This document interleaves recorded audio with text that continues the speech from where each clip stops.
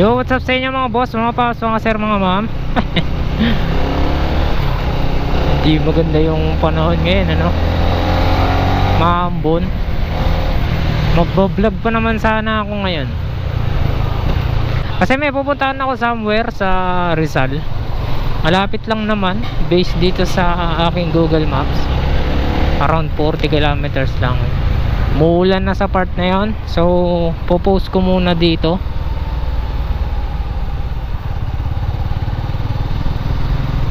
Ay na, bumabagsak na. Kita ako na dun, oh, ayun, oh.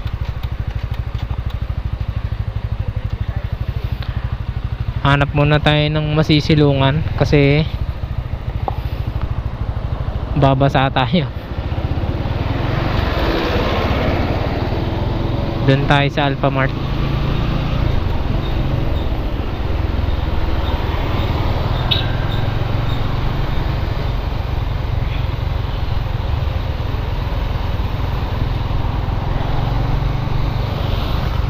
Nawawala-wala naman. So ididiretso ko na hanggang saan man tayo abutin.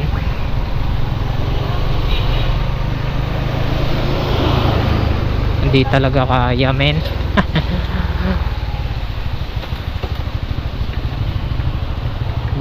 Gedli muna. Hi! Mamaya ko na lang itutuloy kapag tumila yung ulan.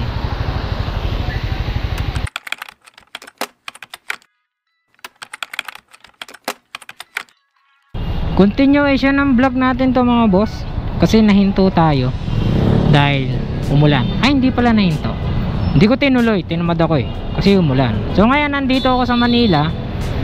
So natikitan ako dito, disregarding traffic sign. Woo! Yung ticket ko na yon ay nung May 31, so last week. So dito yon. So busy ako humanap ng parking dyan kasi hindi ko alam yung parking sa may building na yan eh. Ngayon andito ako, busy ako, may tingin ako ng baka pwedeng pumarking dyan sa loob, sa may gilid. Ayan. So hindi ko nakita itong no U-turn sign kasi busy ako maghanap dito eh. Sige ate, tawid. Ayan, busy ako tumingin dyan ng parkingan. Ngayon dahil nga hindi ko nakita yung no U-turn sign, nag U-turn ako dyan. So yan, dyan mismo nag U-turn ako. May bantay pala doon. So natikitan tayo, disregarding traffic sign. In-explain ko din naman sa enforcer na kung ano yung nangyari, bakit ako nag U-turn. Wala tayong magagawa. Violation is violation. So yun, natikitan tayo. First ever in my life na natikitan ako, tapos yung violation ko pa is very very katangahan, kasi disregarding traffic sign. Usually dapat alerto tayo mga rider, pero that's life, no? Tao lang tayo, nagkakamali, kaya wala, lesson learned. So ang natutunan ko maging aware pa din sa kalsada kahit naghahanap ng parkingan sa gilid. So ako'y pauwi na, dala ko yung Winner X ko, makikita nyo naman, obvious naman, nakakabit na rin yung top box. Gamit ko rin yung DC Monorack na top box bracket natin, and may mga dala ako sa likod ko. Actually puno yung puno yung top box ko nabigat siya. Tapos hindi na ako nangangamba sa top box ko na kung umuuga siya o hindi, kasi DC Monorack na yan diba? Nakita nyo naman sa page ko, sinampasampahan ko na, lumambitin pa ako dyan, umupo pa ako dyan, walang nangyari. Ang lang yung motor mismo umahangat yung unahan, pero patunay na matibay yung DC Monorack. Kasi kung napanood nyo yung previous vlog ko, yung nag-review ko ng yung vlog ko na shinare ko yung experience ko dito sa motor na to at yung opinion ko, ang gamit kong top box bracket nun ay alloy. Kasi yung alloy top box ko top box itself pa lang sumasayo, kumakaway na sa alloy bracket na yun. So what more pa kung may laman. Eh ang nilalagay ko minsan sa top box ko talagang mabigat kasi more than 10 kilos 15 kilos, yun yung mga nailalagay ko dito sa top box ko, hindi lang damit, mga ganyan.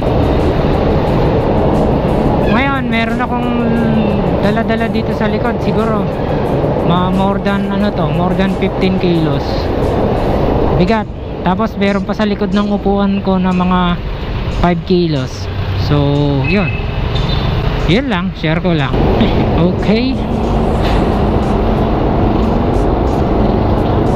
may share ako sa inyo guys, kasi may napansin ako nung kinabit ko yung top box ko, tapos nagkaroon siya ng laman.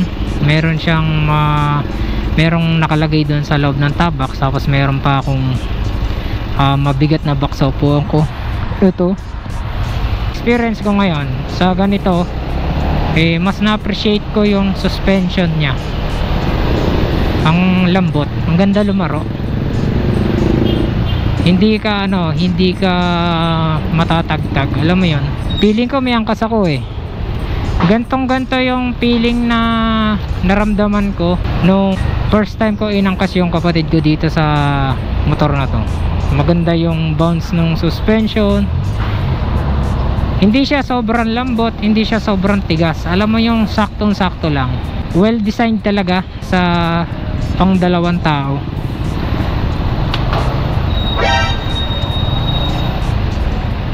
Yan, traffic mo ba ito? Daming manok, daming sisiw 45 days. Alam niyo yung manok na yan, yung may kulay-kulay, yung mga kalaro ko ng bata, yung perya na rumoronda, yung tulak-tulak na perya, mga kalaro ko bumibili ng ganyan. Tapos yung iba nananalo sa palaro, yan yung nakukuha nila. Alam mo yun, hindi tumatagal ng isang araw yung manok, kasi binubrutal nila kagaya yung sinasabi nila to, nahawakan sa ulo tapos pinapaikot-ikot. Totoo yun. Isa sa mga kababata ko gumawa nun, tuwa pa siya pero ako di ko ginawa yun, kasi di naman ako nagkaroon ng sisiw na ganon. Nakikilaro lang tayo. So yun,